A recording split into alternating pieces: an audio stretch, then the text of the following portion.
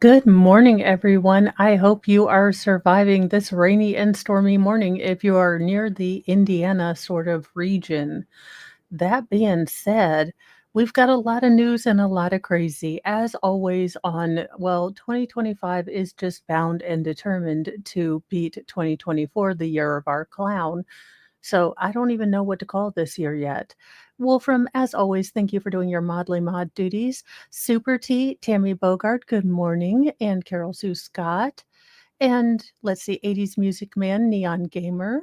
Ooh, interesting. Jason JJJ, Timmy CA, see, Alice G, everyone, good morning. Yes, it is raining cats and dogs here. It looks like it's going to rain all day. So, yeah, that's going to be all the fun. But our first story, well, they found his headstone and it wasn't painted black. The irony. A Jim Morrison statue was found by chance nearly 4 decades after it was stolen from the Doors singer's Paris grave. Now, I have like only 70,000 questions as to why you would be a grave robber in current times, why you would steal a statue in current times, and how the hell did it get lost for 4 decades? I mean, it was probably stolen by someone who, let's say, dabbles in at least not street legal pharmaceuticals. It's not like they could have possibly hidden their lines all the way in. I don't know. Maybe it's just me, but it seems like Interpol or the FBI or the CIA would have found this at some point. This is the end of the search. Police discovered a long lost statue of Doors frontman Jim Morrison during an unrelated search nearly 4 decades after it was stolen from his Paris cemetery plot, according to a report. Now, the sculpture, which has been missing since 1988, was found by chance during a police search for a fraud case led by Paris prosecutors, according to a source with the Associated Federal Press or whatever, free press, who knows? I mean, honestly, it's mainstream media, so is it really free? But there you have it. And good morning, our some other mod, JKD Buck. He was recently modded because I have been meaning to do it, but honest to goodness, if I don't do it right when I'm, asked to do it, I will forget. I used to could be able to remember everything. Like I didn't have to write down notes. I would go to the store. I had everything planned, didn't need a note at all. Now I'm like, why was I in this room and what did I leave? It is what it is.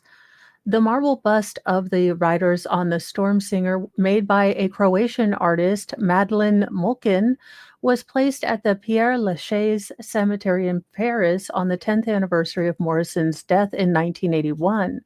Now, the infamous sculpture weighed at nearly 300 pounds, but did not appear damaged beyond graffiti and its broken nose, which were already there when the bust went missing 37 years ago, according to newly released pictures. Now, I don't get writing on someone's grave.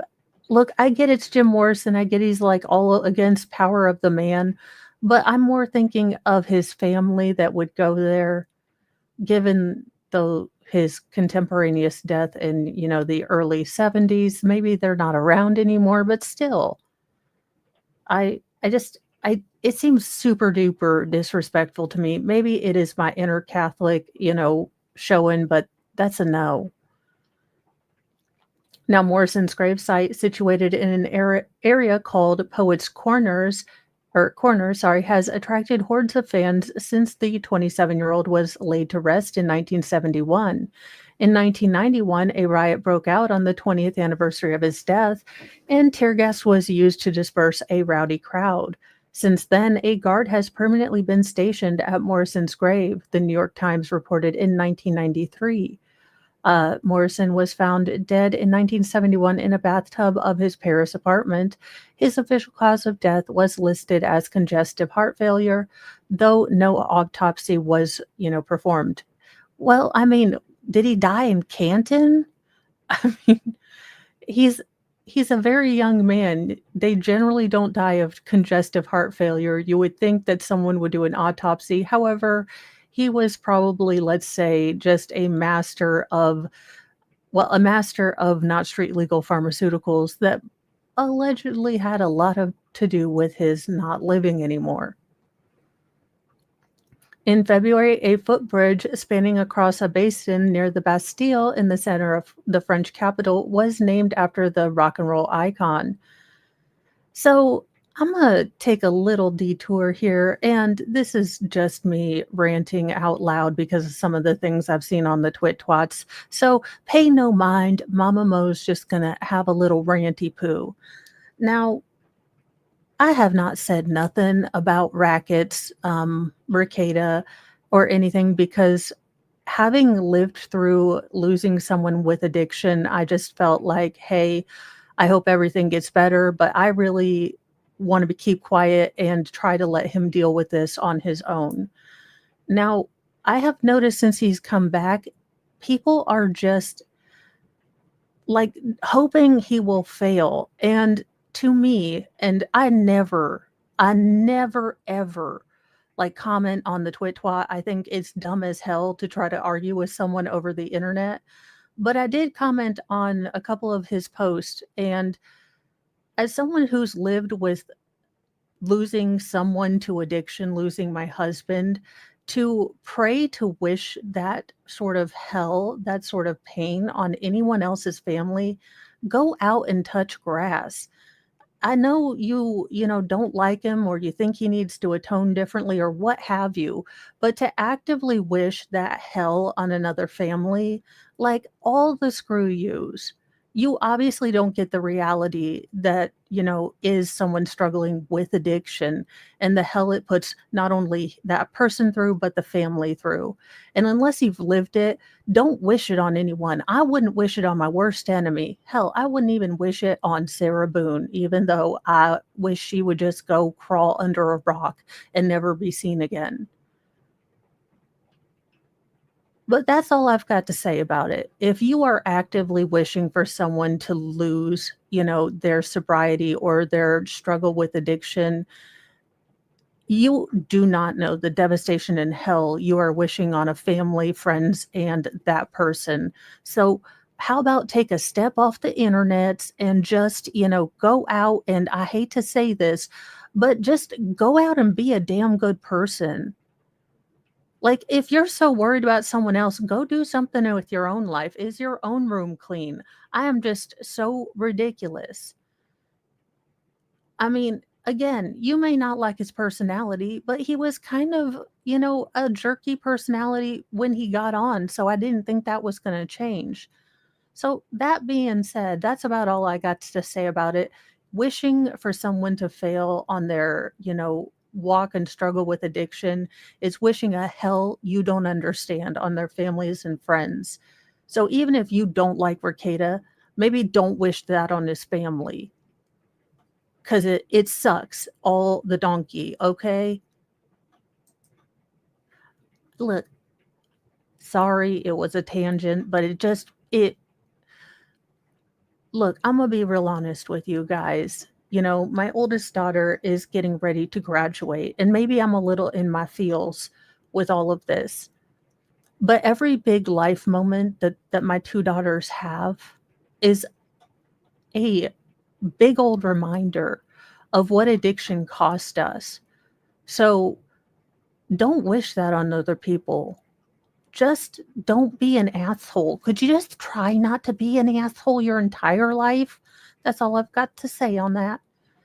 Sorry for that little detour, but it burned my biscuits and scorched my grits and just about, burnt my bacon. So, I do not like it one bit. So I may have started a drama flame war. I don't know. Look, I don't live on the twit twat, so I really don't care. I said my piece and I'm about done with it.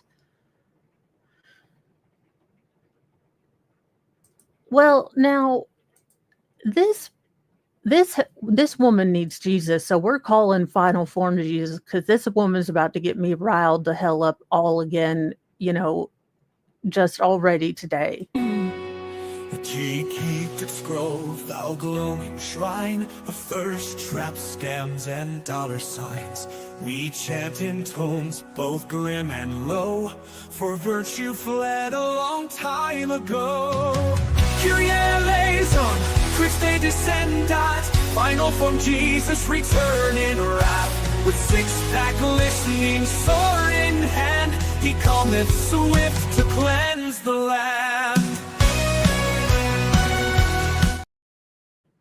Now, this heifer, and I have a video that I'm going to be doing soon about this empty jar of F's to give, but that's how much I feel about this woman. Now, uh, re- vaccinate your mind, rewind a little bit. This is that heifer that decided she needed to go on, a journey to find herself, but not inform her family, up to the point that her father thought that she might be human trafficked, and unfortunately, and in a moment of darkness, ended up, taking himself out of this world. And also, YouTube, screw you that I have to say that. These are real things. The fact that I have to make stuff up so that I'm still monetizable when ABC, CNN, and Law and Crime seem to be able to say all the words is ridiculous. It cheapens it, but, I'm trying to make it a business. So it's one of them, six of one, half a dozen of the other. Hawaiian photographer Hannah Kobayashi has returned to social media to share her vague thoughts on loss and grief 6 months after her father unfortunately took his own life while she was presumed missing. And ma'am, miss me with vague posting about your grief. Do you know why your father, as a parent, you cannot turn off your nightmare scenarios? Even if your child's gone for like 2 seconds in Walmart, 30 seconds, they're in another aisle, your heart starts racing. Your mind thinks of all the terrible things that could be happening. It is just absolutely the worst thing. I mean, again, I have told you guys the story of my son, youngest, most feral, being missing for like 15 minutes because he decided to have a nap in, some sets of cabinets we had in our basement. For reasons, he was like 3. I don't know. I can tell you, I'm not a runner. I ran all around my neighborhood. I checked everywhere. My brain was flashing up images that I don't even want to think about to this day of what I might find. I went to the lake. We have a pretty sharp drop off on our property. I went there, and the whole time my brain was thinking of these nightmare scenarios in vivid, colors, super max colors. So that's what your dad was thinking the entire time you were missing, you selfless cahoon. Kobayashi, 31, was believed to be missing in November after security footage in Los Angeles International Airport had caught her bizarrely exiting the building when she was supposed to be boarding a connecting flight to visit her family in New York. No one in her family had been able to reach her for a month until she returned from a sudden trip to Mexico, where she had been traveling alone with no clue about the massive search for her underway in the United States. Her father, 58-year-old Ryan Kobayashi, had trekked to LAX to help authorities try to search for his daughter. 2 weeks into the investigation, he unfortunately took his own life. Now, when the younger Kobayashi returned to the U.S., she made no mention of her father's untimely death on social media. Now, 6 months later, she is sharing a vague video about, quote, how life is like such a precious gift, especially after such loss and pain and suffering. We should all learn to be kind to one another and cherish every single moment that we can because we are all connected, Kobayashi said. What a massive amount of bullshit from an incredibly selfish asshole. Excuse my French, but let's be real here. This woman decided to F on off to parts unknown, didn't tell her family, didn't have the faintest, foggiest F for anyone other than herself. It's amazing, but the world doesn't revolve around you. Now, madam, I'm not a doctor, but here's what I prescribe to you. Now, I'm gonna need you to take your shoulders real tight. It's gonna feel, you're gonna feel some pressure, and I'm gonna need you to firmly pull your head out of your rectum if possible. Now, you might be so lodged so far in that you're gonna have to do a full Lemmy Winks crawl to get out, and that's going to be a personal journey that I don't really want to witness. But how dare you come back in vague book when you just decided to F on off as a full damn grown adult? You're 31 effing years old. I have absolutely no chill for this woman, as you can probably tell, and her stupid vague boast, posting, live, laugh, love posting. Just absolutely what in the basic is going on here? I'm not even going to read the rest of the article. This heifer is just about ridiculous, and I just cannot believe her absolute gall. Like, was Audacity on clearance? Did I miss a sale? Because my behind would never go on social media again if I lost my father because I was such a selfish child. You may be chronologically an adult, but you are childlike in your feelings. As we grow, we're supposed to understand and appreciate the impact we have on other people, to, you know, get outside of our own perspective to understand someone else's perspective. Apparently, you stopped at the age of 4 where everything's about you, but no one else did. So again, massive screw you to you, ma'am. I do not give two rats rah-rahs. Now, my this has to be my favorite actor. So if Denzel Washington snaps on you, I'm gonna go ahead and say you were the a-hole. Like, patented Mo test. If Denzel Washington, you know, is gonna snap at you, then you're in the wrong. Like, I y'all, Mo has already adjudicated whoever he was yelling at guilty. Not because I not only because I like his movies, but if you've ever heard Denzel Washington being interviewed, he has such a rich perspective, such a can-do attitude, and he just seems like a genuinely good person. Now, I do understand he's an actor, so this could all be a trick, but he seems like a genuine person. Denzel Washington snaps during a heated exchange with a photographer on Cannes' red carpet. Stop. Don't mess with the equalizer. Denzel Washington was caught getting into a tense exchange with a photographer at France's Cannes Festival. I can't speak this morning. Festival on Monday, May 19th. The Oscar winner, 70, looked fired up when he approached the line of shutterbugs at the world premiere of Spike Lee's Highest to Lowest, in which Washington stars. Now, he was talking to Lee, 68, about being approached by ASAP Rocky, 36, who also stars in the film, when one of the photographers decided to grab him in an attempt to get the A-lister's attention. No, you don't tug on Denzel Washington. Who the hell do you think you are? I mean, look, I'm a fan of the man, and I wouldn't touch him. I mean, that's a personal space thing. I'm a big personal space bubble person, which is why I probably wouldn't be a photographer, because look how close they have to stand to each other. That's a no-go in Mo land.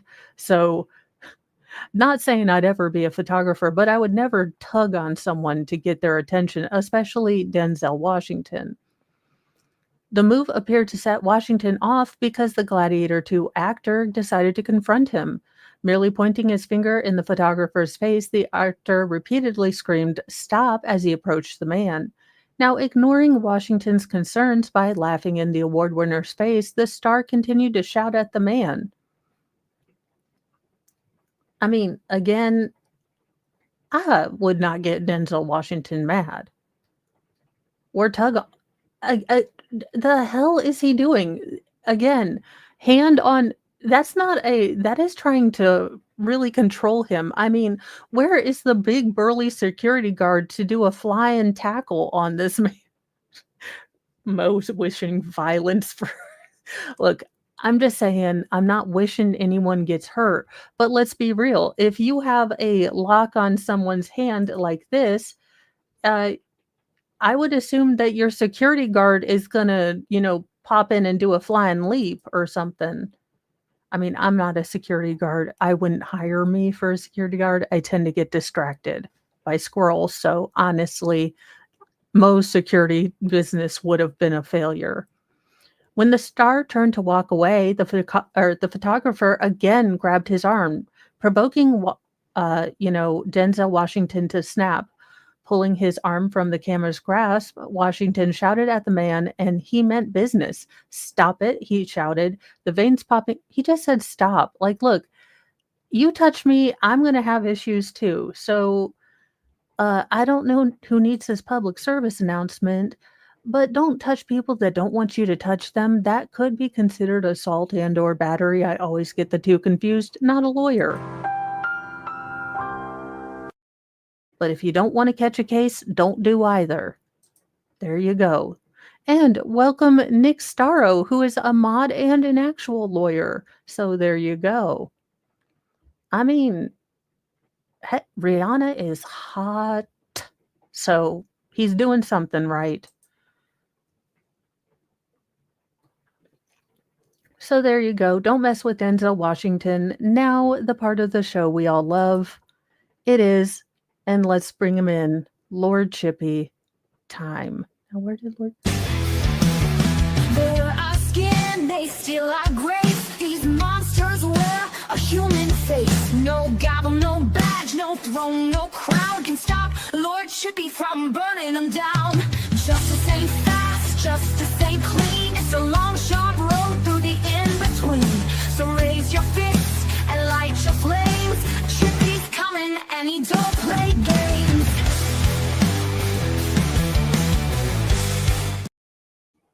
Well, our first one, I guess he only plotted, but what in the name of some 80s movie is this? A man plotted to feed his romantic rival's body to pigs with help from a nun, $1,000 and a good bottle of bourbon. This sounds like a Chevy Chase movie with with Bill Murray. This does not. What is going on here? He looks like my insurance adjuster, and yet he was in with Shenanigans.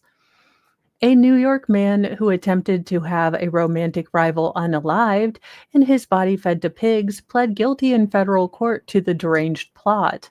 A press release issued on Wednesday by the U.S. Attorney's Office in the Northern District of New York announced that Gil Southerland, so his name is Jeal, Gil? Maybe that's why he turned to evil. I mean, you can't have a name like Gil and go through middle school and be normal. No, that boy was tortured to death.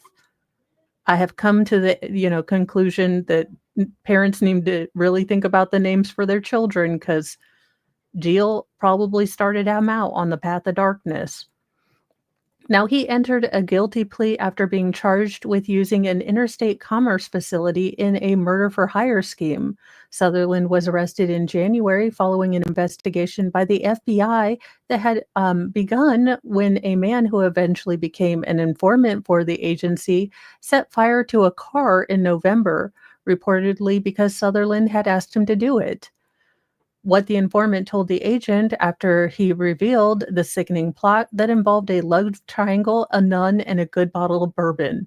If they don't make a Lifetime movie out of this, I am going to make one with sock puppets. Now, according to the criminal complaint filed at the time, the informant told authorities that Sutherland had asked him to set the car on fire, which belonged to the mother of an incarcerated man who shared a child with Sutherland's girlfriend. What in the 50 Shades of Kevin Bacon is going on here? Now, that mother was scheduled to testify at a custody hearing for the child, and Sutherland sought to prevent her from attending. Now, the informant told agents that he had been used as a quote-unquote enforcer by Sutherland for several vengeance-related tasks. While most of those targets were said to owe Sutherland money, the informant said that there were bigger plans for the incarcerated man.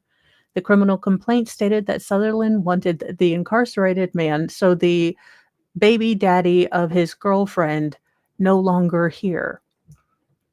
So after his release from prison in January, Sutherland was going to die.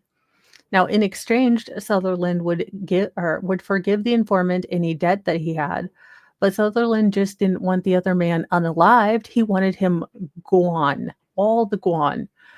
He specifically intended to dispose of the body at a hog farm in Pennsylvania. What in the silence of the lambs, or no, what was that? Red Dragon? I don't remember. What in the name of all that is unholy? The informant began recording conversations that he had with Sutherland, during which they discussed plans for unaliving the man and transporting the body. In December, the informant told Sutherland that I have a van I can rent for $250 from a nun, and we can take him to a farm to let the hogs eat him. Now, Sutherland told the informant that his then girlfriend had different plans for the man, saying that she wanted him strapped to a chair so that she could Sarah Boone him with a baseball bat. Well, they are just a demented couple right there. Just, two peas in a pod. It was a love match. What in the name of all that is good, fellas? However, he also noted that she would fold like an accordion if she was ever questioned. Telling you, this is an 80s movie. This is not even real life. Sutherland later expressed his desire to be less involved with the actual crime, telling the informant that he really didn't want to know anything about it, but he would still like proof that his target was no longer living. In another conversation in January, the informant told Sutherland he was going to need to pay the $250 for the van and $1,000 to the hog farmer. I mean, you would think the hog farmer would be like free feed, but I could see how you'd probably need to bribe him too. That being said, he also told Sutherland that he would burn the van after transporting the target's body to the farm to destroy all the evidence. He said he would explain to the nun what happened. I don't know what happened, sister. You know you've got insurance, don't you? So we're adding arson and insurance fraud to, conspiracy to unalive and dismember at a pig farm. As time to carry the plot got closer, the FBI followed the informant as he cashed a check from Sutherland as partial payment. An undercover agent also acted as a potential hog farmer who met with both the informant and Sutherland. As the hog farmer, the agent told Sutherland that he would require additional payment up front for the use of his farm. The informant and the agent agreed on a good bottle of bourbon. Now, here's where I get a little interested from a lawyer perspective. Would that be considered entrapment? I don't know. I mean, the informant already has all the information up till there, so he already has intent to do the crime. He has already given him a check, furthering that path. So I think he's already conspiratorizing. So I don't think you can be entrapped after you've already crimed. But that's just, look, not a lawyer. Anyone asking, I am a lay tuber, which is a single entendre, and I like those. But I'm a lay person. Look, I like my Sailor Moon hairdo. I don't generally, spit out law wisdom. And I always tell you I'm not a lawyer. So there are plenty of lawyers out there with different perspectives if you want that. Finally, on January 22nd or 26th, around the time the intended target was set to be freed from prison, Sutherland and the informant met for breakfast. They went together to a bowling alley where they were joined by Sutherland's then girlfriend and her child. And the informant told Sutherland that he would need to be paid, in full before proceeding with this crime. The pair left the bowling alley to go to the home of Sutherland's relatives, where Sutherland gave the informant an Easy Pass transponder, a bottle of Wild Turkey bourbon for the hog farmer, and $145 in cash, $1,000 for the hog farmer, $250 to rent the van, and another $200 for gas. Sutherland was taken into custody on January 27th without incident. Now, during a hearing, Sutherland also admitted to leaving a dead Canadian goose on the doorstep of the target's mother. Who the hell leaves a dead goose on their... What in the name of all that is redonkulonkulous? Like, this is how What? A dead goose? I've heard of rats. I've seen a movie with a horse head, possibly not. I will be very honest with y'all. I do not remember ever watching The Godfather all the way through, um, let alone like the sequel. So I know it's on my bucket list. I'll get to it. In the bird's beak was a threatening note. They did not stuff a Post-it note like "Get out" in the damn goose's mouth like a beak. You have got to no, you did not send a what in the fuckery is going on here? This has broken me. I can't. What? It's the goose of death. What in the Canada is going on here? He also is gonna get charged for goosicide. Dear God. United States Attorney John A. Scarone III said in a release, Gil Southerland hatched a vicious plot to kill a romantic rival and intimidate his victim's family. When members of the FBI in my office learned of Sutherland's plan, they acted quickly and did not rest until he was brought to justice. Release stated that he faces up to 10 years in prison and a fine of $250,000 and also a term of supervised release of up to 3 years. Sentencing is scheduled for September 22nd. On that note, for those of you who like to ride the Petty Express, I realize that Linda Sturmer was sentenced, and we will probably this weekend be doing a Petty Express update to watch Linda Sturmer get all the justice, because in no way was that accidental. Now we go on to this. Now, this is an update on a story that we already covered. This man is accused of giving his wife, AIDS by basically knowing he was positive and had the virus and continued to sleep with her, not inform her or anything like that. It is just, it was mind blowing. Were you aware, or were you there when they had SMECS, a bond hearing for a man accused of knowingly giving AIDS to his cancer survivor wife, who died just 2 days after her own diagnosis with the virus, goes off the rails? I can't imagine how this case would go off the rails. The bond hearing for a Georgia man accused of intentionally giving, his wife the AIDS virus and several other women got testy at times. Cleveland Brody, his name is Cleveland. I'm not laughing. Look, it's only because of Family Guy, okay? I need him to talk in the slow drawl like Family Guy. I just need it. I need it. Audio Coffee, you're probably right. You're probably right. Let's see. Cleveland Brody, who's in his early 60s, sat at the defense table and with his attorney on Monday as he waited to hear if he would face a higher bond amount. Now, the state argued that the bond should be denied for Brody, and they brought several members of the family of his wife, Denise Brody, who unfortunately and sadly passed away 2 days after she was diagnosed with AIDS that her family believed was given to her by Cleveland Brody to give statements in court.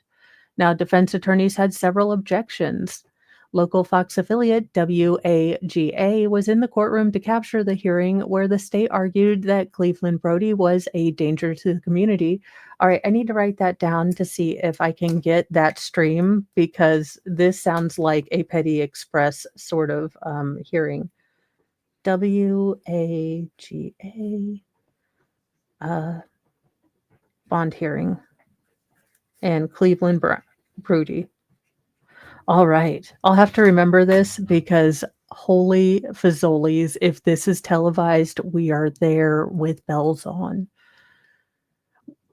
They wanted the bond denied and had her Denise's daughter, Tammy, delivered a statement in which she said that she and her family were, quote, gravely concerned for the public's safety.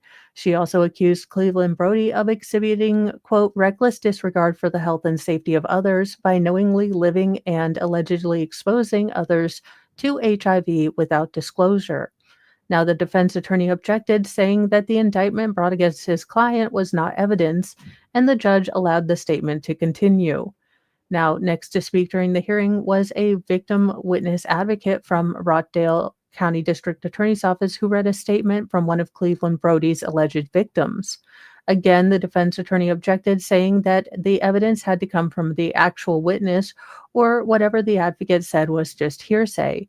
It was explained by the prosecutor that the witness, an alleged victim of named in the indictment, did not want to speak publicly, and again, the judge allowed the statement to continue.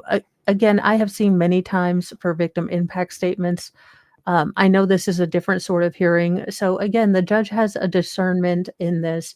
He can, weigh the facts for individual, uh, cases with all the variables. And he was like, no, I'll allow it.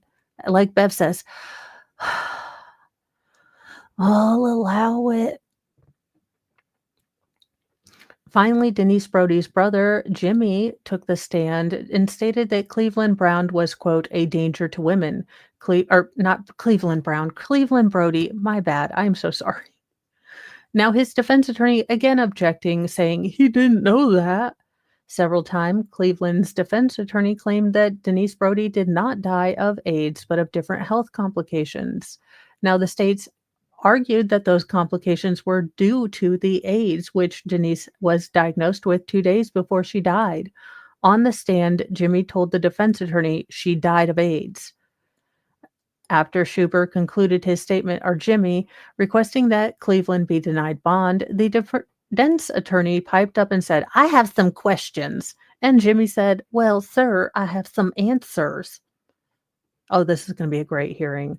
What followed was an argument about how Cleveland was allegedly not just careless about his HIV, but also allegedly careless about other various infectious viruses that, he could contract because he had the disease. He would reportedly not wear a mask to protect his, cancer surviving wife from COVID-19. I'm not going to touch that one. As the argument devolved, the defense attorney asked Jimmy, the, decedent's brother, do you know if they had sex? Schuber responded, yes, he knew, to which the defense attorney responded by asking, were you there when they had sex?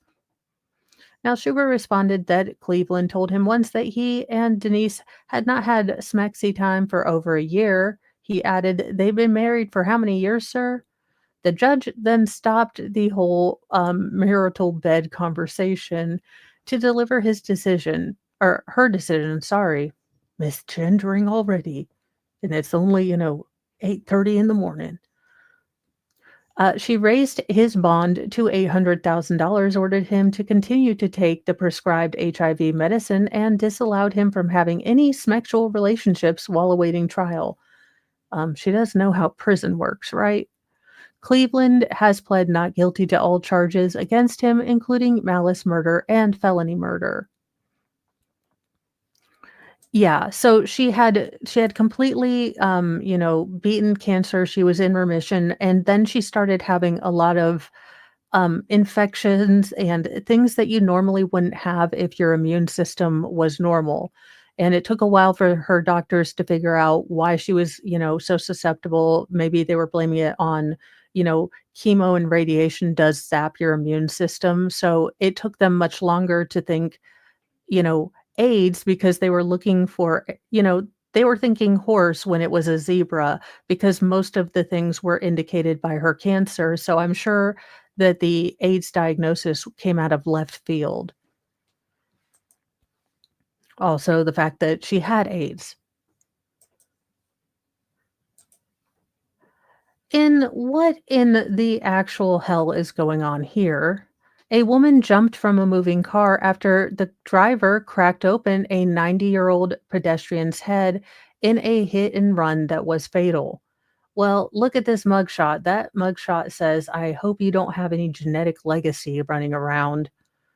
And Wisconsin. I swear to goodness, I am going to make a Wisconsin is the Florida of the Midwest bumper very soon.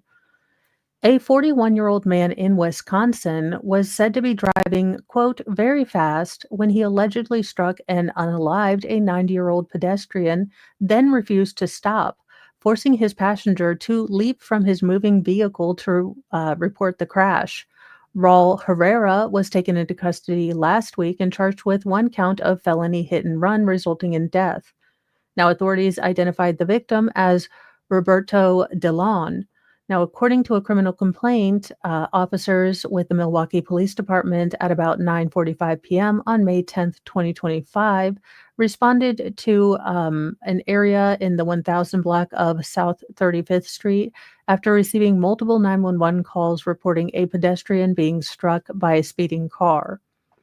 Now, one of the callers allegedly told the dispatcher that, quote, the pedestrian's head was cracked open, and the caller also said that the driver had fled the scene. A second caller phoned 911 a short while later and allegedly said she was in the striking auto when it hit the pedestrian and claimed that the driver of the striking auto would not stop, so she had to jump out. When police arrived at the scene, emergency medical personnel from the Milwaukee Fire Department were already attempting to perform life-saving measures on the man. Unfortunately, their efforts were unsuccessful and he was pronounced dead on the scene. An autopsy determined that his cause of death was obviously blunt force trauma, and it was consistent with head lacerations, brain bleeding, and multiple fractured ribs. Interesting. Now, the witness who was allegedly in the car with Herrera during the crash confirmed via phone lineup, that he was driving. The witness said prior to the crash, he had been at home with the defendant and another male she only know as Chilongo. The three of them went to a Mexican restaurant with his friend driving the red Ford Mustang 2002, a convertible with a tan top. When they left around 8:45, she said Herrera drove and she sat in the passenger seat. Now, the trio stopped at a deli and purchased vodka and beer. What kind of deli has vodka and beer? She stated that, while they were driving, the defendant started driving very fast and in a reckless manner. When she brought up the way that he was driving, he said, "Shut up, B-word." The witness stated she picked up her phone. While looking at her phone, she heard the defendant yell, "Oh, ish," and then something hit the windshield of the car. She stated that she knew that the defendant must have hit a person. The witness told Herrera to stop because he'd hit someone, but he refused and appeared to have no intention of stopping. While she was yelling at him to let her out, he finally slowed down and she jumped out of the vehicle while it was moving.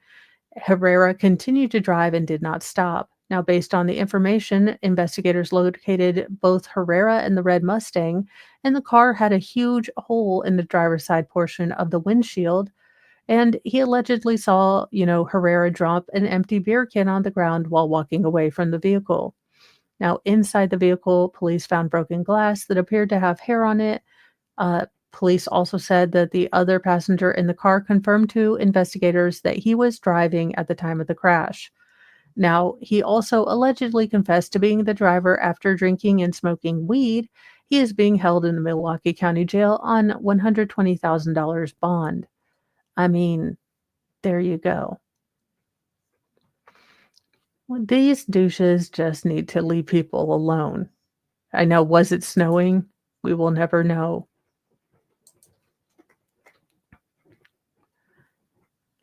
Now, this is a safety thing because, look, I would be the first one to try this trend. I am not gonna lie. I would love everything to be bedazzled in my life, but there are some safety concerns. Women are putting tacks in their flip-flops to mimic celebrity fave brand, but critics are warning that the money-saving trend is dangerous. I mean, what trend on the internet isn't a little bit dangerous? Am I right, y'all? I mean, either in danger to your, sense of well-being and embarrassment or dangerous.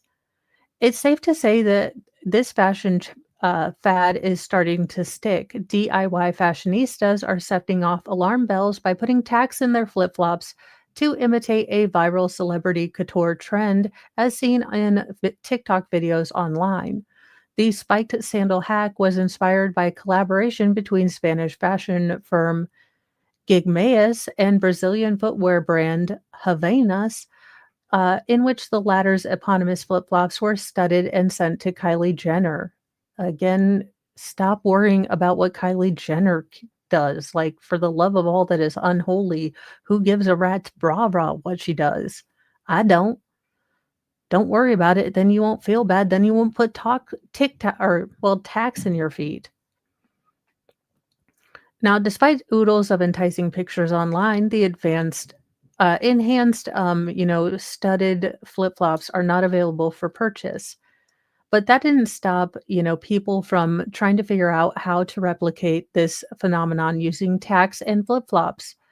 In one DIY tutorial, which has about 650,000 views, content creator Izzy Poopy, look, y'all, I am not lying, Izzy Poopy.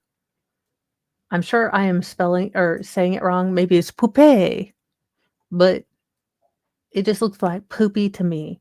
Allegedly in Minecraft, ma'am. I'm sorry, but I didn't make your name.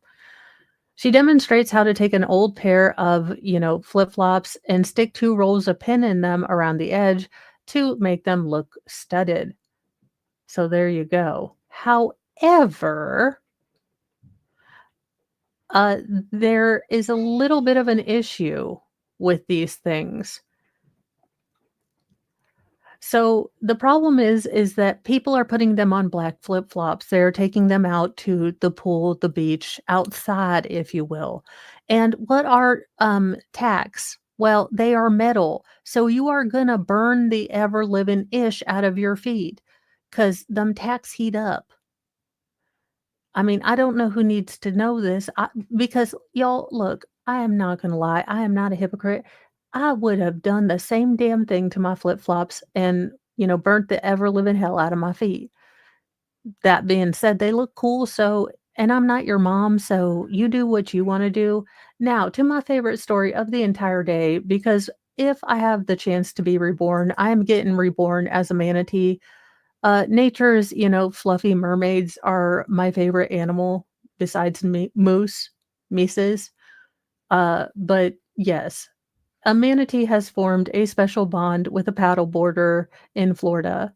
A Florida woman's unusual relationship with a manatee that repeatedly approached her paddleboard has gone viral after she posted, "You won't be able to hear sound and," uh, let's see. Oh, she's holding on to it. All right, I can't ambigonate apparently. Maybe I can. I'm telling y'all, I'm coming back as a manatee.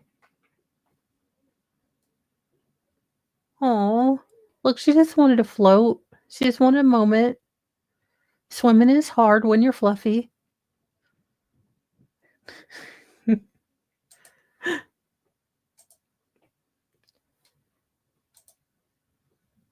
Well, yeah, no, probably not. But again, when I come back, I'm coming back as a manatee and or a very spoiled male cat, as long as my owner doesn't dress me up because I find that grating. Or I want really fabulous clothes. Like, so I can't figure if I really want to be dressed up if I come back as a cat or I really want to be left alone. Kendra K, 31, said she goes paddleboarding among the manatees at E.G. Simmons Regional Park every week. She's posted multiple videos to TikTok showing one manatee, which she has named Paddle, visiting her on the water. One video shows Paddle clinging to Kay's board and poking its face out of the water for a look at the human. Kay said it seems like Paddle recognizes her whenever she's on the water. Perhaps it's just the intimate connection we share through our frequent meetings. Maybe she likes you.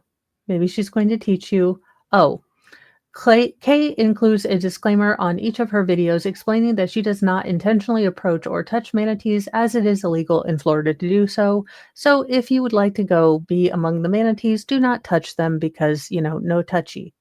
No touchy, no touchy. Anyhoozle, I am getting ready to head over to Karen Reed. I do have the chat set up, but you are, as always, free to go and enjoy the internet all on your own, all by your own self. Thank you for sharing your mornings with me. Remember, as always, be kind to yourself, be kind to others, but have a sassy mouth and carry a can of bitch fire because honestly, kindness doesn't equal doormat anymore. Bye, you guys.